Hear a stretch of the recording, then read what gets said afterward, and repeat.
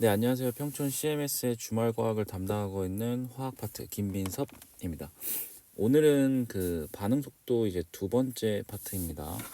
그 지난 시간에 반응 속도에 대한 기본적인 개념들, 그리고 반응 속도식 쓰는 법, 혹은 또 반응 속도의 표현하는 방법, 그리고 이제 반응 속도식에서의 각각의 의미들에 대해서 좀 배워봤습니다.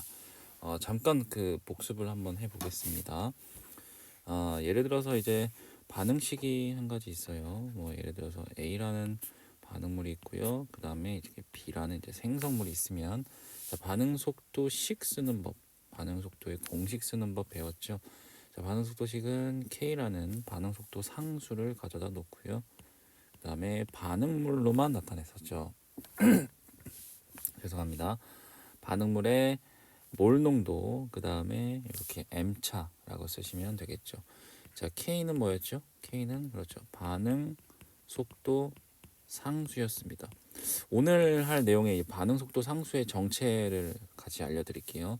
자, 그 다음에 A의 요 대괄호의 의미는 항상 몰 농도를 의미했었죠. 단위는 몰 퍼 리터가 되겠습니다. 자, 그 다음에 요 M승, 요 M승의 의미가 반응 차수라고 했던 거였습니다. 반응 차수. 자, 반응 차수에서 가장 중요했던 건 반드시 실험을 통해서 요 반응 차수를 결정한다는 거 반드시 알아두시고, 평형상수 K가 아닙니다. 요런 앞에 있는 개수를 끌고 들어오시면 안 돼요. 어쨌든 반응 차수는 실험을 통해서 결정한다. 예를 들어 반응 차수가 실험을 통해서 1이라고 하면 이거는 V는 1차 반응, A에 대한 1차 반응이라고 읽는 거고요. 자, K의 단위 같은 경우는 지난 시간에 했었죠. 자, 내신에서 많이 나오는 거니까 다시 한번 복습을 해주시면 좋을 것 같습니다. 어쨌든 오늘은 이제 두 번째 파트입니다. 반응 속도 두 번째 파트에서는 우선 뭘 배울 거냐면, 어, 오늘 배울 내용의 핵심은 뭐냐? 반응 속도에 우리가 배웠던 반응 속도에 영향을 줄 수 있는, 영향을 미치는 세 가지 요소가 있습니다. 세 가지 요소. 자, 어쨌든 이제 속도에 영향을 미친다고 하면 속도를 증가시키거나 감소시키거나 하겠죠. 자, 이렇게 속도를 증가하거나 감소할 수 있는 영향 요소 세 가지에 대해서 배워볼게요. 결론부터 말하면 첫 번째는 뭐냐? 일단 첫 번째는 활성화 에너지라는 녀석이에요. 활성화 에너지. 자, 오늘 배울 겁니다. 활성화 에너지가 이제 첫 번째 영향을 미칠 수 있고요. 그 다음에 두 번째는 뭐냐? 온도입니다. 온도. 두 번째는 온도예요. 자, 그 다음에 세 번째는 농도입니다. 농도. 세 번째 농도예요. 자, 그런데 또 이 활성화 에너지는 누구의 영향을 받냐면, 얘는 또 촉매에 의해서 영향을 받습니다. 뭐 정촉매라든지 부촉매라든지 여러 가지 촉매들에 의해 영향을 받는 요소가 이제 활성화 에너지다. 그리고 온도, 그리고 농도에 의해서 영향을 미칠 수가 있다. 정도 요 내용을 오늘 한번 들어가 보겠습니다. 자, 우선 첫 번째로 소개하고 싶은 내용은 뭐냐? 자, 화학 반응이 일어나기 위한 이제 두 가지 조건이 있습니다. 우리가 이때까지 화학 반응이 그냥 일어나는 줄 알았지만 조건이 있어요. 한 두 가지 정도로 좀 요약을 할 수가 있겠는데요. 자, 첫 번째는 뭐냐? 자, 실제로 반응이 일어날 수 있는 제대로 된 방향으로 충돌을 해야 반응이 일어난다는 겁니다. 자, 이게 뭐냐면 첫 번째는 충돌 방향입니다. 서로 충돌할 수 있는 방향이 제대로 되어야 반응이 일어나는 거죠. 자, 예를 들어서 선생님 여기 빈칸에다가 한번 써볼게요. 자, 이런 반응식이 있어요. 자, A2와 자, B2가 이렇게 만납니다. 그러면 가역 반응이라고 하자. 그러면 EAB가 만들어지는 반응식이 하나 있습니다. 자, 실제로 이 반응이 그냥 일어날 수가 있냐? 아닙니다. 이 A라는 반응 물질과 B라는 반응 물질이 제대로 된 방향으로 이제 충돌을 해야 돼요. 자, 예를 들어 첫 번째 케이스는 자, A가 이렇게 있고요. 그다음에 A가 이렇게 있습니다. 그다음에 B도 마찬가지로 B는 좀 원자 반지름이 큰 녀석으로 가정을 해봅시다. 첫 번째는 충돌 방향이 이렇게 만나는 케이스가 하나 있어요. 그 다음에 두 번째는 뭐냐면 자, 이렇게, 자, B도 이렇게, 자, 두 번째는 이렇게 만나는 케이스가 하나 있고요. 그러면 직관적으로 한번 생각해 볼래? 얘는 첫 번째 케이스가 반응이 잘 일어날까? 아니면 두 번째 케이스가 반응이 잘 일어날까? 그죠? 두 번째 케이스가 반응이 훨씬 더 잘 일어날 수가 있겠죠. 그래서 요 녀석이 제대로 된 충돌 방향으로 일어나고 있다라고 하는 거고요. 그 다음에 그게 이제 첫 번째 조건입니다. 그리고 두 번째는 뭐냐? 드디어 이제 두 번째에서 중요한 내용이 나오는데 선생님 여기다가 활성화 에너지 한번 형광펜으로 써보겠습니다. 좀 두께가 좀 두껍네요. 얇은 걸로 더 해보겠습니다. 자, 두 번째로 중요한 건 활성화 에너지입니다. 활성화 에너지. 별표 하나 칠게요. 별표. 활성화 에너지란 뭐냐? 자, 여기가 일단 활성화 에너지입니다. 활성화 에너지. 한번 읽어볼게요. 자, 활성화 에너지 이상의 에너지를 가지고 있는 입자들이 반드시 충돌해야 반응이 일어난다. 자, 이렇게 활성화 에너지 이상의 에너지를 가지고 있는 입자들이 충돌해야 반응이 일어난다? 무슨 말이죠? 잠깐 선생님 예전에 혹시 엔탈피 단원 할 때로 잠깐 돌아가 볼게요. 기억이 나는지는 모르겠지만 선생님 한번 보겠습니다. 자, 지금 자, 예를 들어서 자, x축이 뭐라고 하냐? x축이 반응이 진행되고 있다. 반응의 진행 방향. 자, 그 다음에 y축이 뭐냐면 y축이 에너지라고 해봅시다. 혹시 이거 기억나니? 예를 들어서 반응물이 있어요. 반응물의 에너지가 높아요. 여기가 반응물입니다. 그 다음에 생성물의 에너지가 낮아요. 생성물의 에너지가 낮습니다. 생성물입니다. 생성물. 자, 그러면 엔탈피 단원에서 중요했던 건 이 반응물과 생성물의 절대적인 에너지는 측정할 방법이 없다. 하지만 이 에너지의 변화량, 즉 뭐라고? 델타 H는 구할 수 있다고 했죠. 그죠? 그래서 그 엔탈피 단원에서 핵심은 이 델타 H를 구하는 세 가지 방법이 있었죠. 자, 근데 당시에 쌤이 설명을 안 한 게 있습니다. 뭐냐? 단순히 에너지의 변화량을 구할 수 있었던 파트가 이제 엔탈피 단원이라고 하면 실제로 이 반응물이 생성물로 아무런 조건 없이 갈 수가 없습니다. 네, 아무런 조건 없이 갈 수가 없어요. 무슨 말이냐? 반응물이 전부 다 100개를 넣으면 100개 다 반응이 안 된다는 거예요. 그러면 어떤 물질들만 이제 반응이 되냐? 반응물이 충분한 에너지를 가지고 있어야 돼요. 뭐 예를 들어 이게 충돌 방향이 제대로 된 방향을 가지고 있는 녀석들만 이제 반응이 일어날 수 있는데 그 녀석들 중에서도 충분한 에너지를 가지고 있는 녀석들만 생성물로 갈 수가 있는데 반응물이 일정한 에너지 둔터 이상을 넘어야 비로소 생성물로 갈 수 있다는 거예요. 그게 곧 반응물이 가지고 있는 요만큼의 충분한 에너지를 가지고 있어야 된다. 그게 곧 활성화 에너지라고 하는 겁니다. 이 활성화 에너지가 없으면 반응이 일어나지 않습니다. 어쨌든 반응물이 요만큼의 에너지를 충분히 가지고 있어야 이제 생성물로 넘어갈 수가 있다라고 하는 겁니다.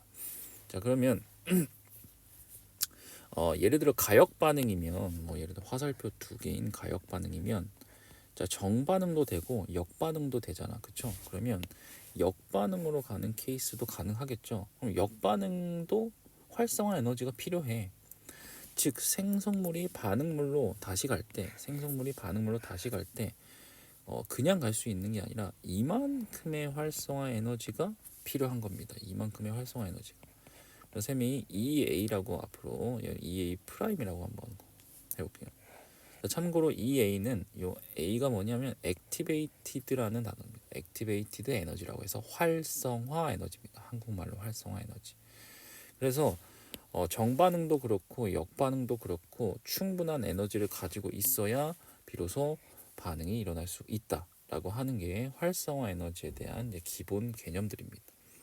그리고 또 우리 시험에 또 어떤 문제들이 또 나오냐면 자, 요거 X축이 반응 진행, 그 다음에 Y축이 에너지 이런 그래프도 많이 나오지만 이런 그래프도 많이 나옵니다. 어떤 그래프가 나오냐면 여기는 X축은 운동 에너지, 에너지를 할게요. 자, 그 다음에 Y축은 뭐냐? 실제로 반응에 성공한 분자의 개수의 비율이라고 하면 대체로 그래프의 개형이 이런 식으로 나올 수가 있습니다. 이런 식으로. 그래서 문제에서 어떻게 주냐면 자, 예를 들어서 여기가 활성화 에너지가 요만큼입니다. 그러면 실제로 반응에 성공한 분자수의 비율은 자, 요 활성화 에너지를 기준으로 오른쪽 그 활성화 에너지를 이상을 갖는 녀석들만 비로소 반응에 성공할 수 있다. 그래서 요 녀석들만 반응에 성공할 수 있고요. 그 다음에 나머지 부분은 반응에 실패한다고 보셔야 되겠다. 뭐 엄밀히 말하면 실패는 아니지만 반응을 할 수가 없다. 반응에 완전한 반응을 할 수가 없다라고 할게요. 완전한 반응에 성공하지 못한다. 이런 그래프도 많이 나오니까 많이 이제 눈에 익숙해질 필요가 있습니다. 자, 그래서 자, 위에 내용을 요약하자면 여기 이제 그대로 있어요. 자, 반응 경로에 따른 에너지 변화 그래프. 그래서 x축이 반응 진행, y축이 에너지. 정반응의 활성화 에너지도 있지만 역반응의 활성화 에너지도 있다. 오케이? 그래서 반응열은 델타 H였고요. 오케이? 자, 대표적으로 이건 델타 HFO가 음수였던 발열 반응이었겠네요. 발열 반응. 자, 그리고 방금 얘기한 에너지 분포 곡선입니다. 자, x축이 운동 에너지, 그다음에 y축이 반응에 성공한 분자수의 비율입니다. 즉 활성화 에너지 이상을 갖는 녀석들만 뭐라고 반응할 수 있다. 나머지는 반응에 전혀 일어나지가 않는다라는 겁니다. 이제 기본적인 활성화 에너지에 대한 개념은 아시겠죠? 자, 밑으로 잠깐 돌아와 볼게요. 자, 그리고 오른쪽 그래프는요, 뒤에 가서 한 번 더 할 거니까 선생님이 잠깐 지워보도록 하겠습니다. 지웠고요. 자, 무슨 얘기를 하고 싶은 거냐? 자, 여기는 지금 반응물의 에너지가 높고 생성물의 에너지가 낮네요. 우리 엔탈피 단원에서 배웠죠. 얘는 델타 HFO가 음수인 무슨 반응? 그렇지. 발열 반응입니다. 발열 반응 나왔으니까 뭐 해야겠니? 그치, 흡열 반응 해야겠죠. 오른쪽 그래프를 셈이 델타 HFO가 음수인 흡열 반응과 관련된 그래프를 그려볼게요. 흡열 반응. 흡열 반응. 자, 흡열 반응은 당연히 반응물의 에너지가 낮고요. 그 다음에 생성물의 에너지가 높겠죠. 그래서 여기를 반응물이라고 쓸게요. 그 다음에 여기를 생성물. 자, 그 다음에 여기는 자, 여기 안 썼네요. 반응의 진행 경로. 뭐 시간이 될 수도 있고. 그 다음에 이쪽은 에너지. 에너지. 자, 그래서 얘도 흡열 반응도 마찬가지로 살짝만 지우고 흡열 반응도 마찬가지로 반응물이 일정한 에너지 이상의 둔탁을 넘어야 비로소 이제 생성물로 갈 수가 있다. 즉 이만큼의 활성화 에너지가 없으면 반응이 일어나기가 힘들다. 여기가 이제 정반응이 가지고 있는 활성화 에너지라고 하면 당연히 생성물에서 다시 이제 반응물 역반응도 가능할 거니까 역반응의 활성화 에너지는 이만큼이 되겠죠. 여기 EA 프라임이라고 할게요. 자, 그러면 자, 발열 반응과 흡열 반응에서의 이제 차이점을 한번 비교해 봅시다. 발열 반응에서의 정반응의 활성화 에너지가 EA였고요. 자, 그다음에 흡열 반응에서의 정반응의 활성화 에너지도 여기서 EA였습니다. 발열 반응에서의 역반응의 활성화 에너지는 쌤이 뭐라고 놨죠? EA 프라임. 자, 여기도 마찬가지로 EA 프라임입니다. 자, 근데 한번 비교해 볼래요? 차이점이 보이니? 자, 발열 반응의 경우는 자, 정반응의 활성화 에너지가 커 아니면 역반응의 활성화 에너지가 크니? 그렇죠. 당연히 역반응의 활성화 에너지가 더 큽니다. 하지만 흡열 반응의 경우 보이니? 당연히 정반응의 활성화 에너지가 큽니다. 자, 그래프에서 알 수 있듯이 어떤 에너지가 훨씬 더 큰지 보이죠. 여기서는 정반응입니다. 그래서 요 발열과 흡열 반응에 따라서 요 에너지의 크기 비교하는 것도 이제 구분할 수 있어야 되니까 요 정도는 알아두어야 됩니다. 자, 요 정도는 별표를 하나 치고 넘어갈게요. 자, 좋습니다. 자, 그 다음에 이제 두 번째 페이지로 잠깐 이제 가보면 여러 가지 이제 두 번째에서 나오는 건 활성화 에너지의 특징입니다. 자, 한번 읽어볼게요. 자, 활성화 에너지가 클수록 반응이 일어나기 뭔가 쉽거나 어렵거나 따라서 활성화 에너지가 클수록 반응 속도가 뭔가 빨라지거나 느려진다. 이 부분에 대해서 다시 한번 좀 위에서 그래프로 설명을 해보면 자, 흡열 반응 기준, 발열 반응 기준 하면 다시 한번 설명해 볼게요. 자, 한번 얘도 한번 생각해 봅시다. 자, 만약에 정반응의 활성화 에너지가 다시 만약에 정반응이 가지고 있는 활성화 에너지가 요만큼이었어. 다시 그려보면 한 요만큼이었어. 자, 근데 만약에 활성화 에너지가 이렇게 이런 식으로 커지게 되면 지금 활성화 에너지 커졌죠. 정반응의 활성화 에너지가. 그러면 반응이 일어나기 어려운 거야, 아니면 쉬운 거야? 그렇지. 반응이 일어나기 훨씬 더 어려워진 거야. 왜냐? 이만큼이 가지고 있는 에너지가 훨씬 더 많이 필요하니까 반응물이. 그러면 자, 지금 정반응의 활성화 에너지를 증가시켰어. 그러면 역반응도 가만히 있니? 혹시? 아니죠. 역반응의 활성화 에너지도 같이 이제 증가하겠죠.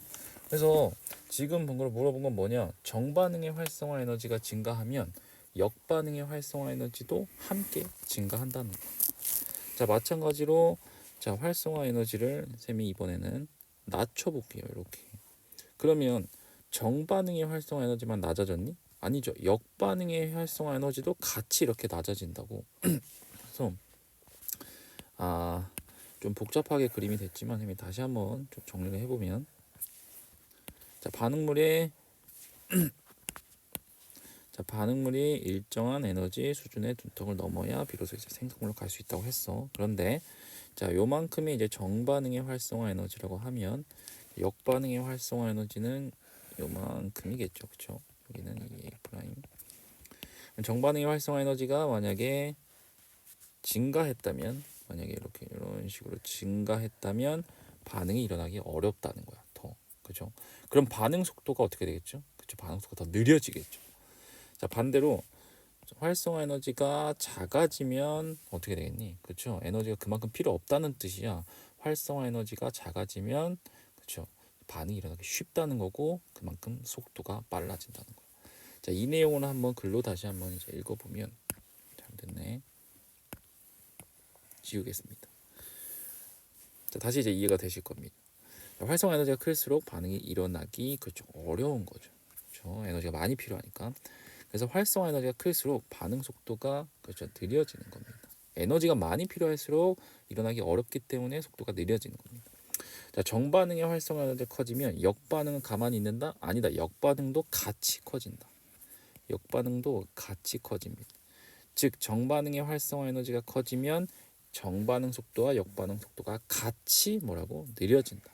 그렇죠? 같이 느려진다라는 거. 자, 그러면 활성화 에너지가 작아지면 같이 빨라진다. 이렇게 생각하셔야 겠죠.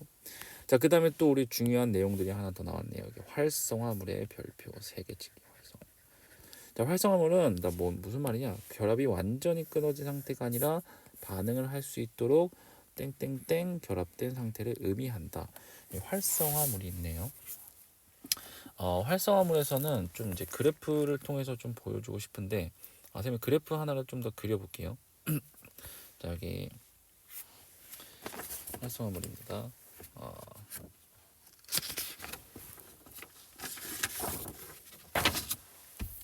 자, y축이 에너지라고 할게요. 에너지. y축이 에너지고, 자, 그 다음에 x축을 똑같이 반응 진행 경로라고 합시다. 반응 진행 경로. 일단 반응식 하나로 드릴게요. 무슨 반응식을 드릴 거냐면, 자, H2랑 반응식은 H2랑 그 다음에 아이오딘 I2가 이렇게 만난다고 해보죠. 자, 가역 반응의 상황에서 그러면 EHI가 되겠죠. EHI. 자, 쌤은 이 반응의 결론은 나는 이미 알고 있어요. 자, 이 반응은 델타 H가 음수인 발열 반응입니다. 발열 반응이에요. 자, 한번 그려보면, 자, 반응물의 에너지가 이렇게 높고요.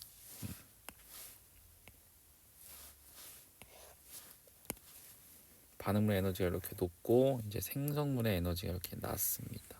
그래서 발열 반응인 거죠.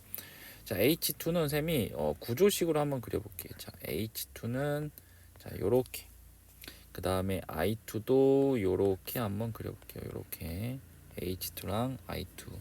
그 다음에 여기는 HI가 되겠네요. 여기도 HI. 생성물이니까 두 개. 자, 그래서 요 차이만큼이 그렇죠 델타 H였죠. 예, 음수였다는 거. 자, 네, 우리 반응 속도에서는 요런 다른 게 델타 H를 다루는 게 아니죠. 자, 반응물이 그냥 생성물로 넘어갈 수 있다? 아니다. 일정한 에너지 둔턱을 넘어야 비로소 이제 생성물로 갈 수가 있다. 그래서 이만큼이 반응물이 가지고 있는 활성화 에너지다. 맞습니까? 자, 그리고 여기다 하나 더 그려볼 건데요. 뭘 그릴 거냐면 혹시 이거 기억나? 결합 에너지. 결합 에너지가 뭐였니? 요 결합 에너지는 어디에서 배웠냐면 여기는 일단 이온 결합에서 배웠습니다. 이온 결합에서. 이온 결합에서 결합 에너지에 대한 개념들을 배웠고요. 그 다음에 심지어 델타 H를 구하는 세 번째 방법에서도 이 결합 에너지를 사용했습니다. 자, 결합 에너지는 자, 결합을 뭐였냐? 결합을 형성할 때 에너지가 필요할 거 아니야. 필요한 에너지 또는 결합을 깰 때 필요한 에너지라고 했었죠. 결합 에너지는 두 가지 의미가 내포되어 있다. 결합을 형성할 때 필요한 것도 있지만 결합을 깰 때 필요한 에너지도 이제 있어요. 그래서 언제나 결합 에너지는 쌤이 뭐라고 했어? 절대치라고 했죠. 절대치. 절대값. 항상 양수가 나오는 절대값입니다. 자, 결합 에너지에 대한 개념이 부족한 학생들은 이제 화학 1에서의 화학 결합 파트를 다시 한번 공부하고 돌아오시기 바랍니다. 자, 그러면 결합 에너지는 쌤이 결합을 깰 때 필요한 에너지에 좀 포커스를 맞춰 볼게요. 그러면 이 결합이 다 끊어지는 겁니다. 이 결합들이 다 끊어지는 거예요. 그럼 에너지가 당연히 낮아져요, 높아져요. 그렇죠? 불안정해지니까 에너지가 높아지겠죠. 그래서 에너지가 이렇게 높아집니다. 그래서 다시 결합을 깨면 원자 상태로 이렇게 돌아오겠죠. 자, 화학 결합은 쌤이 강조하는 내용이지만 왜 한다? 자, 안정해지려고 한다. 그래서 에너지가 낮아지면서 안정해지는 과정이죠. 그래서 화학 결합은 안정해지고자 하는 거다. 자, 그러면 엔탈피 단원에서 했지만 자, 여기가 뭐였죠? 여기가 어디였죠? 자, 여기가 요 구간이 뭐였죠? 그렇죠? 요 구간이 반응물의 결합 에너지의 총합이었습니다. 기억나니? 여기가 반응물의 결합 에너지의 총합이었어. 그리고 또 어떤 걸 설명해야 되냐면 자, 요 부분 있죠. 활성화 에너지가 가장 높은 지점. 에너지가 가장 높은 지점. 자, 요 지점에서 어떤 화학 결합이 생기냐면 한번 물어보자. 지금 파란색으로 표시한 지점은 반응이 완결된 상태야? 혹시? 아니죠. 반응이 일어나기 위한 중간 과정일 뿐이야. 그치? 그럼 이 중간 과정에서 어떤 현상이 생기냐면 그림으로 그려보면 이렇게 그릴 수가 있어요. 자, 지금 확대를 해볼게요. 자, 여기서 H2랑 I2가 만나는 거니까 자, H랑 이렇게 H가 있고요. 그 다음에 I랑 이렇게 공유결합 이렇게 되어 있습니다. 근데 이 파란색 지점에서 신기하게 일단 첫 번째로는 뭐냐? 자, H와 I 간에 살짝 이렇게 느슨한 결합이 생겨요. 여기도 마찬가지로 H와 I 간에 살짝 느슨한 결합이 생깁니다. 그러면서 기존에 있던 공유 결합은 어떻게 되냐? 살짝 다시 이렇게 느슨하게 깨져요. 완벽하게 깨지는 게 아니라 이렇게 느슨하게 깨집니다. 이렇게 느슨하게 다시 한번 그려볼게요. 이렇게 느슨하게 이렇게 깨집니다. 그러면 지금은 완벽하게 화학 결합이 일어난 상태야 아니면 중간 과정이야? 그죠? 중간 과정이죠. 그래서 이렇게 화학 결합이 느슨하게 돼 있다. 느슨하게 결합돼 있다. 이걸 우리가 네 글자로 뭐라고 하느냐? 바로 활성화물이라고 합니다. 활성화물이라고 해요. 활성화물은 언제나 이렇게 화학 결합이 완성된 것이 아니라 느슨하게 결합된 상태다. 반응의 중간 과정에서 볼 수가 있는 현상이다. 그래서 활성화물은 결합이 완전히 끊어진 상태가 아니라 반응할 수 있도록 어떻게 그렇죠? 느슨하게 이게 핵심입니다. 느슨하게 결합된 상태를 의미한다. 이게 활성화물의 개념입니다. 됐죠? 그래서 활성화물이 중요하니까 하나 체크하고 넘어갈게요. 자, 별표 하나 칠게요. 자, 그리고 우리 안 한 게 이제 반응물의 결합 에너지 자, 여기까지 하고 잠깐 활성화물 설명하고 다시 돌아왔어요. 여기서 또 우리가 알 수 있는 거 반응물의 결합 에너지와 그리고 활성화 에너지를 비교하면 당연히 누가 큽니까? 그렇죠. 당연히 반응물의 결합 에너지가 훨씬 더 큽니다. 그래서 우리가 또 알아야 될 게 뭐냐면, 자, 정리하겠습니다. 그래프에 나와 있지만, 자, 반응물의 결합 에너지의 총합과 그 다음에 활성화 에너지를 비교했을 때 언제나 누가 크다고? 그렇죠. 결합 에너지의 총합이 훨씬 더 크다고. 클 수밖에 없죠. 그렇죠. 그래프에서 증명이 됐습니다. 자, 여기서 중요한 건 자, 두 가지입니다. 반응물의 결합 에너지의 총합, 그 다음에 활성화 에너지 비교하면 결합 에너지의 총합이 더 크다는 거. 두 번째, 자, 활성화물은 언제나 느슨하게 결합이 되어 있다는 거.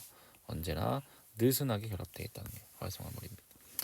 자, 그래서 이제 활성화 에너지에 대한 설명은 이제 끝났고요. 그다음 두 번째는 뭐냐? 이제 농도에 따른 반응 속도입니다. 잘 봐. 자, 우리가 V는요, 반응 속도는 식은 K에 A에 M승 이렇게 돼 있어요. 그렇죠? 그럼 당연히 A가 반응 물질이라고 배웠어. 그럼 반응 물질의 몰 농도가 변하면 이과들아. 변하면 K는 어떻게 됩니까? V는 어떻게 됩니까? 당연히 얘도 같이 변하겠죠. 얘도 변화할 수가 있습니다. 그래서 농도가 변하면 당연히 속도도 변해요. 그 내용은, 자, 반응 물질의 농도가 증가하면 반응 물질 간에 뭐가 커져? 그래서 충돌수가 많이 증가해서 당연히 농도가 증가하면 그만큼 몰수가 많기 때문에 충돌할 수 있는 확률이 증가해. 그래서 충돌을 많이 하게 되면 반응 속도가 빨라진다라는 거야. 앞에 설명했던 충돌 방향도 제대로 된 방향이 될 수 있는 확률도 높아지겠죠. 그래서 속도가 훨씬 더 빨라지게 되는 겁니다. 자, 두 번째는 자, 기체 반응의 경우 마찬가지입니다. 압력이 증가하게 되면 부피 감소, 그래서 농도 증가의 효과가 있습니다. 그래서 부피가 감소하면 당연히 농도 증가가 되겠죠. 그래서 압력을 증가시키면 당연히 반응 속도도 빨라지게 된다라는 거. 자, 세 번째는 고체의 경우입니다. 입자의 크기가 작을수록 자, 표면적이 증가한대요. 표면적이 증가해서 반응 속도가 빨라진다. 예를 들어서 이런 겁니다. 예를 들어서 자, 현재 이 직사각형 물질의 표면적은 얼만큼입니까? 그렇죠. 요만큼이 되겠죠. 여기랑 요만큼의 표면적 테두리가 되겠죠. 근데 얘를 좀 잘라볼게. 어떻게 자를 거냐? 이렇게 잘라볼게. 이렇게 자르고요. 이렇게 한번 잘라볼게. 자, 잘라보면 이렇게 되고 이렇게, 이렇게, 이렇게 되겠죠. 그 다음에 요만큼 이렇게 잘라지겠죠. 단순히 그냥 자른 거야. 그렇죠? 혹시 표면적은 어때? 표면적은 요만큼 훨씬 더 많이 증가하지 않겠냐? 그렇죠? 표면적이 증가하겠죠. 또 자르면 어때요? 이렇게 자르고 이렇게 자르고 이렇게 자르고 또 늘어나겠죠. 또 이렇게 자르면 이렇게 자르면 계속 자르면 자를수록 어때요? 반응할 수 있는 표면적 자체가 늘어나죠. 그래서 입자의 크기가 작으면 작을수록 반응 속도가 빨라진다는 거예요. 표면적이 증가하면 여기도 마찬가지로 충돌할 수 있는 횟수가 증가할 수가 있겠죠. 그래서 실제로 그 고체의 경우 이제 입자의 크기 때문에 반응 속도가 빨라져서 실제로 과거에는 실제로 이런 폭발 사고도 많이 났습니다. 뉴스에 이제 과거에 뉴스에서 쌤이 초등학교 때까지만 해도 뉴스에 거의 뭐 한 달 이제 두 달에 한 번은 거의 폭발 사고가 이제 많이 일어났어요. 그래서 가장 많이 나오는 폭발 사고가 일어나는 공장이 어디냐? 대체로 석탄 공장. 그 다음에 이제 제분소. 제분소가 어디죠? 제분소. 여기는 그래서 밀가루 공장이에요. 밀가루 공장. 그래서 이렇게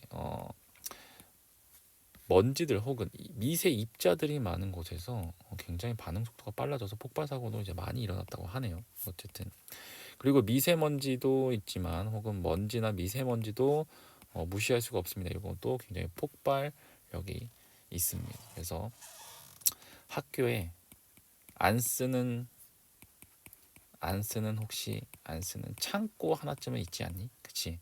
거기에 제일 위험한 곳이 여기입니다. 학교에서 뭐냐? 뭐가 많아요 여기? 그죠? 먼지들이 많죠.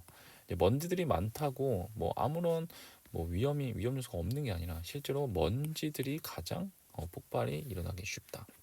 자, 요런 애 주의하면서 자, 안 쓰는 창고는 좀 경각심을 가지고 깨끗이 청소를 하시기 바랍니다. 자, 그 다음에 이제 세 번째는 이제 온도입니다. 온도. 선생님이 온도까지 왔네요. 자, 온도가 변하면 반응 속도가 빠르겠죠. 자, 당연히 온도를 증가하게 되면 반응 물질 간의 에너지가 증가해서 활성화 에너지보다 큰 운동 에너지를 가지게 되므로 자, 반응 속도가 빨라진다라는 거야. 근데 이게 사실 말로만 설명하면 크게 좀 와닿지가 않아서 쌤이 실제로 너희들 이과니까 쌤이 이제 이과스럽게 공식을 통해서 이제 증명해 볼게요. 자, 예를 들어서 이제 반응 물질이 있고요. 그 다음에 생성 물질이 있으면 반응 속도식은 V는 K의 A의 M승이라고 했다. 맞죠? 자, 근데 여기서 쌤이 K의 정체를 알려드리겠습니다.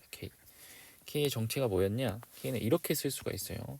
자, K는 자, 일단 A라는 아레니우스 상수를 갖다 놓습니다.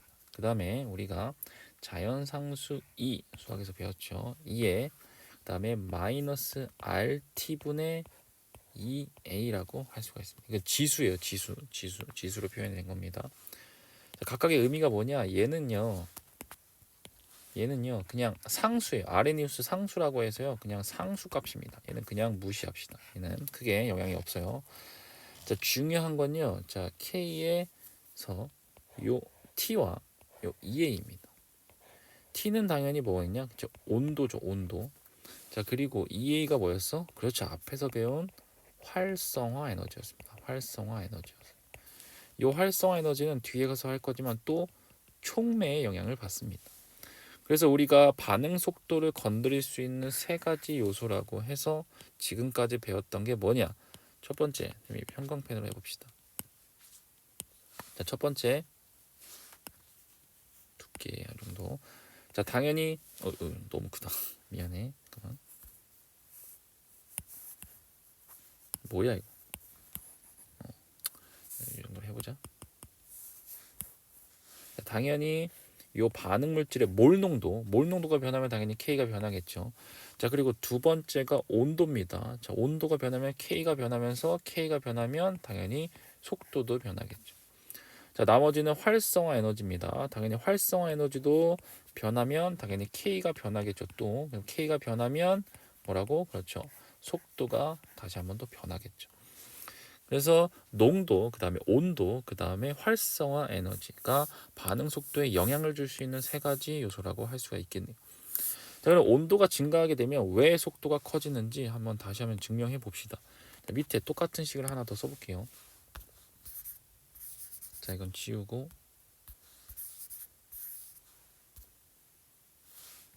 자, V는요, 자, K의 A의 M승.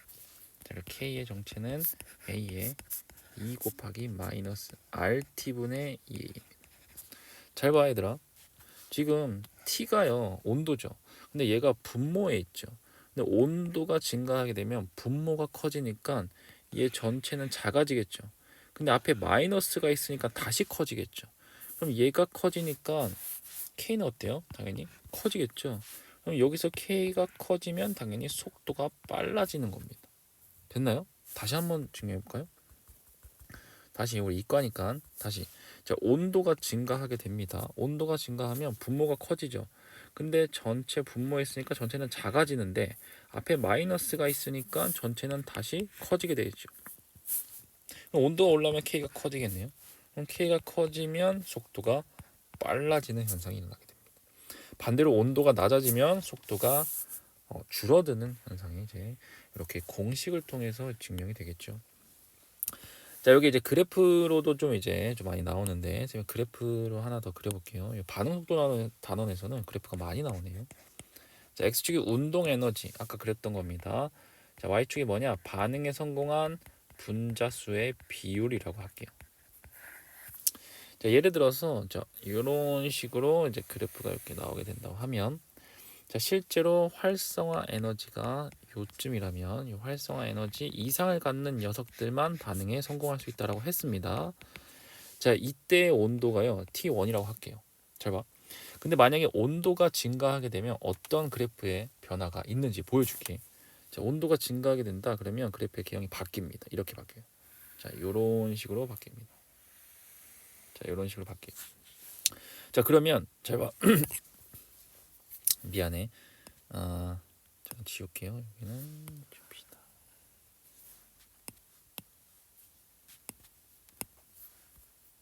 자, 온도가 증가하게 되면 여기 T2라고 할게요. 온도가 증가하는 순간 그래프의 개형이 바뀌어요. 그럼 당연히 활성화 에너지 이상을 갖는 녀석들의 비율이 늘어나게 되겠죠. 즉 반응에 성공한 분자수의 비율이 늘어나게 되는 겁니다. 즉 온도가 증가하게 되면 반응 속도가 빨라져서 그만큼 실제로 반응에 성공한 분자수 비율이 많아지게 되는 겁니다. 그래서 이런 그래프의 개형도 이제 잘 알아두시기 바랍니다. 많이들 나오니까. 그래서 온도가 증가하면 속도가 빨라진다. 반응에 성공한 분자수의 비율도 함께 많아진다라는 거. 자, 그 다음에 이제 거의 이제 마지막에 왔습니다. 조금만 더 힘내시고. 자, 마지막은 이제 촉매와 반응 속도입니다. 촉매는 아까 앞에서 잠깐 설명했죠? 자, 여기서 설명했네요. 활성화 에너지는 또 촉매의 영향을 받는다고 했네요. 그 촉매에 대해서 한번 배워봅시다. 자, 촉매 개념은 뭐냐? 우선 촉매는 자기 자신은 변화하지 않고, 이게 중요합니다. 자기는 안 변해야 돼. 다만 활성화 에너지를 변화시킴으로써 반응 속도만 변화시키는 물질, 이거 우리가 촉매라고 합니다. 촉매. 그 촉매에서는 이렇게 한번 설명을 해봅시다. 일단 자, 몇 가지 이제 단계별로 좀 반응식을 좀 써볼게요. 자, HCO. 자, 이런 반응이 있다. 자, 얘랑 H 플러스가 만나면 자, HCOO H2 플러스가 된다. 1단계. 얘가 HCO H2 플러스가 다시 HCO 플러스 그다음에 H2로 된다. 자, 그 다음에 HCO 플러스가 H 플러스랑 이제 CO로 되는 3단계 반응. 자, 이런 걸 우리가 뭐라고 하냐면 화학에서 이런 거를 단일 단계 반응이라고 합니다. 단일 단계 반응이에요. 단일 단계 반응. 단계별로 있다. 자, 실제로 1단계, 2단계, 3단계를 다 더해 보면 전체 반응은 HCOOH가 H2O와 이제 CO로 이제 생성이 됩니다. 자, 실제로 세 개를 다 더해보면 뭐 이런 식으로 지워지겠죠. 자, 여기서 얘랑 얘랑 지워지고, 그다음에 얘랑 얘랑 지워지고, 실제로 얘랑 얘랑 지워집니다. 남는 건 요 녀석, 요 녀석, 요 녀석이 되겠죠. 결론이 실제로 이제 전체 반응입니다. 이때까지 우리가 본 반응식은 사실 요 녀석이야, 요 녀석. 요 녀석만 결론만 본 거야. 자, 초기 반응 물질과 이제 최종 생성 물질, 이렇게 초기 반응 물질과 최종 생성 물질만 봐왔던 거야. 근데 실제로 단계적으로 각 반응을 살펴보면 이런 식으로 이제 된다고. 자, 실제로 우리는 결론만 이렇게 본 거야. 근데 구체적으로는 이렇게 단계별로 이렇게 반응이 된다라는 거 한번 지어볼게요.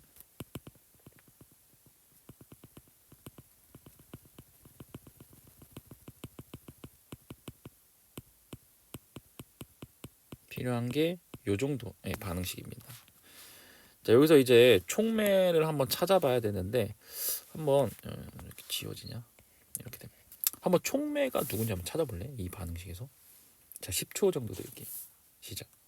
자기 자신은 변하지 않는 녀석이 하나 있습니다.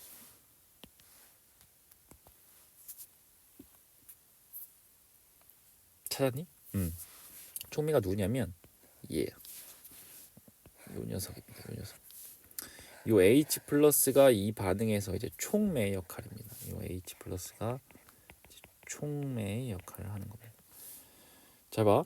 반응 전에 이렇게 들어갔다가 반응 후에 그대로 나온 녀석들 있죠. 다시 반응 전에 들어갔다가 반응 후에 그대로 나온 녀석이 있대요. 근데 전체 반응을 보면 실제로 반응에 참여한 물질은 아니잖아. 그렇죠? 그런 걸 우리가 바로 촉매라고 합니다. 촉매. 자, 그 다음에 또 이렇게 중간에 이렇게 파랑색으로 셈이 세모친 녀석들이 실제로 전체 반응에 있니? 얘네들도 없잖아. 얘네는 실제로 중간에 생겨났다가 없어졌죠. 그래서 여기서 HCOO, H2 플러스와 HCO 플러스 이런 녀석들을 뭐라고 하냐? 중간에 생겼다가 없어진다라고 해서 중간 생성물이라고 합니다. 중간 생성물. 중간 생성물이에요. 그래서 이런 단일 단계 반응을 보고 첫 번째는 촉매를 찾는 방법을 연습하시고 그다음에 두 번째는 중간 생성물을 찾는 연습도 하시기 바랍니다. 우리 하이탑 교재를 보시면 개념 기본 문제에 요 촉매와 중간 생성물과 관련된 내용들이 있으니까 개념 기본 문제 잘 한번 풀어보시기 바랍니다. 자, 그러면 촉매에 대해서 조금 더 자세히 한번 얘기를 해봅시다. 자, 촉매는 여기다 쓰자. 딱 두 가지 종류밖에 없어. 뭐냐? 첫 번째, 촉매를 한번 설명해 보겠습니다. 자, 첫 번째, 무슨 촉매가 있냐면 정촉매라는 게 하나 있습니다. 정촉매. 그리고 두 번째, 부촉매라는 게 있습니다. 부촉매. 부촉매. 두 가지밖에 없어요. 자, 정촉매나 부촉매는 뭐냐? 자, 정촉매부터 설명해 볼게요. 정촉매는 활성화 에너지를요 줄여줍니다. 그래서 결국은 반응 속도를 빠르게 해줍니다.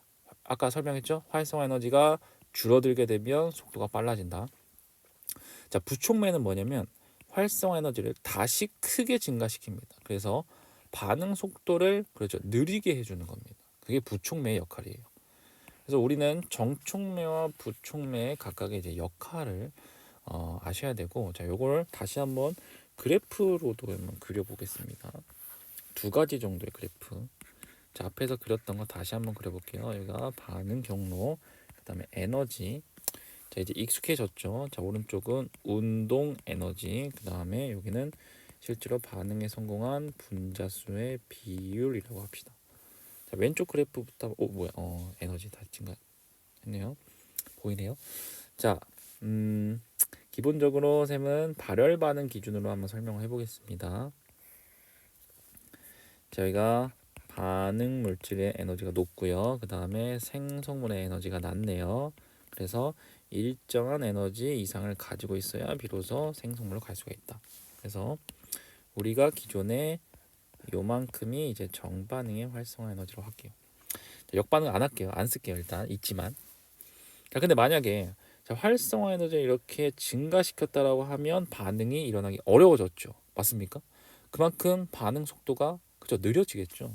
즉 지금 빨간색 케이스는 정촉매를 사용한 거야, 부촉매를 사용한 거야. 그렇죠. 정촉매를 사용한 케이스죠. 활성화 에너지를 미안해. 쌤이 반대로 설명하면 그렇죠.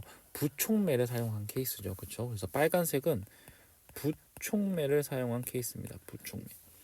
그래서 속도가 느려지게 하는 역할을 하는 거고요. 그렇죠. 근데 정촉매를 사용하면 어떻게 되겠어? 활성화 에너지를 이렇게 낮춰주겠죠. 그죠? 반응이 일어나기 더 쉽다고. 즉 속도가 더 빨라진 거야. 얘는 정촉매를 사용할 케이스입니다. 정촉매를 사용할 경우에요. 이제 그래프가 이해가 되겠죠.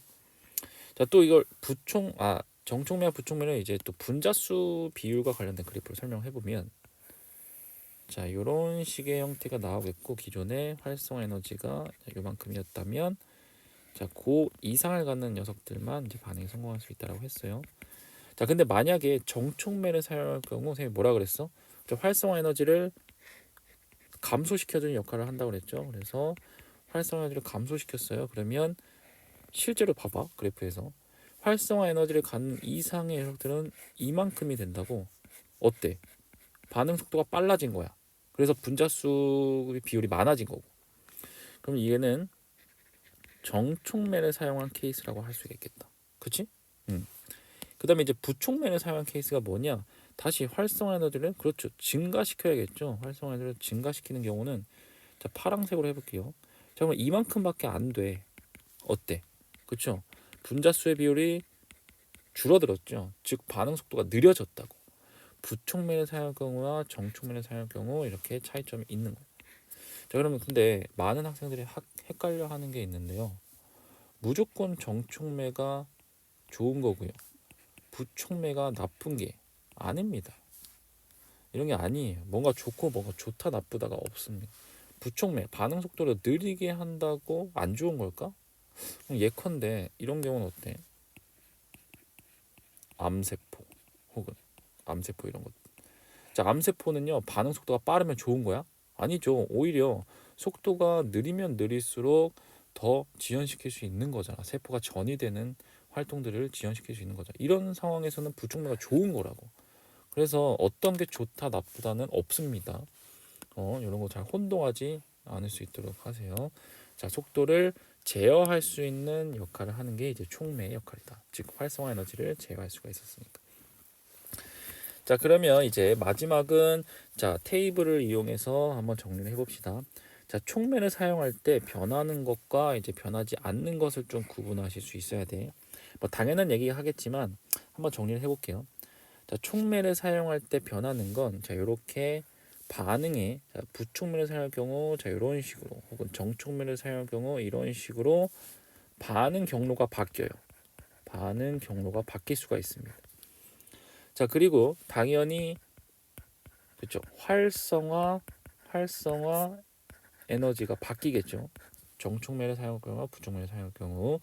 자, 그 다음에 잘 보세요. 또 변하는 건 반응 속도 상수 K도 변합니다. 왜냐하면 K의 정체를 가르쳐 드렸죠. K는 A 곱하기 자연상수 2의 마이너스 RT분의 2A였습니다. 여기서 2A가 활성화 에너지였는데 이 활성화 에너지는 촉매의 영향을 받았으니까 얘가 바뀌면 K가 바뀐다. 그래서 속도 상수 K도 바뀌게 되는 겁니다. 자, 그 다음에 당연히 마지막으로 이제 반응 속도가 이제 변하겠죠. 그래서 촉매를 사용할 때 변하는 건 총 4가지가 있겠습니다. 그럼 변하지 않는 건 뭐가 있냐? 변하지 않는 건 잘 봐. 자, 생성물과 반응물의 에너지 자체는 어때요? 변해서 그대로야. 그죠? 그대로죠. 그래서 반응물과 생성물의 에너지는 그대로라고. 됐냐? 에너지가 그래도 그대로니까 델타 H도 어때요? 변해? 안 변한다고. 델타 H 반응열 이게 델타 H예요.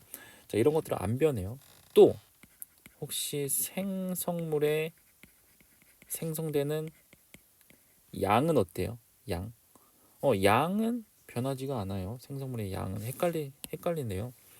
자, 생성물의 양은 정해진 거고 실제로 반응 속도가 빨라지게 하냐 느려지게 하냐 요 속도에 영향만 주는 게 이제 생성물의 양이기 때문에 속도에 영향을 주는 게 이제 촉매이기 때문에 생성물의 양에 대해서는 크게 변화가 없습니다. 자, 마지막은 뭐냐? 마지막은 운동 에너지는 안 변합니다. 운동 에너지 그 다음에 요 에너지 분포 곡선도 변하지가 않습니다. 자, 촉매를 사용할 땐 요 에너지 분포 곡선도 그대로라는 거. 자, 이렇게 해서 촉매까지 한번 얘기를 해봤어요. 그래서 오늘은요 반응 속도에 영향을 줄 수 있는 3가지 요인들에 대해서 알아봤습니다. 자, 최종적으로 정리하면요, 자, 2가지 조건이 첫 번째는 있었고, 자, 충돌 방향과 자, 이걸 한번 해봅시다.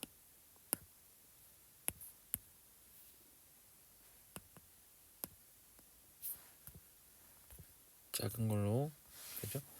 자, 충돌 방향과 이제 활성화 에너지가 필요합니다. 자, 충돌 방향은 제대로 된 방향으로 충돌해야 이제 반응에 성공할 수 있다. 그래서 두 번째는 일정한 수준의 에너지 이상을 가지고 있어야 이제 반응에 성공한다. 그래서 활성화 에너지라는 걸 배웠습니다. 그래서 발열 반응의 경우, 흡열 반응의 경우 정반응의 활성화 에너지가 큰지 역반응의 활성화 에너지가 큰지 비교하실 수 있어야 되고요. 자, 마찬가지로 활성화 에너지가 커지면 어떻게 된다? 그렇죠. 같이 커진다. 같이 커진다. 그래서 속도도 같이 느려진다. 맞습니까? 그다음에 활성화물은 자, 어떻게 느슨하게 결합된 상태를 의미한다. 자, 중간 과정에서 생기는 이렇게 느슨한 결합이 활성화물이에요.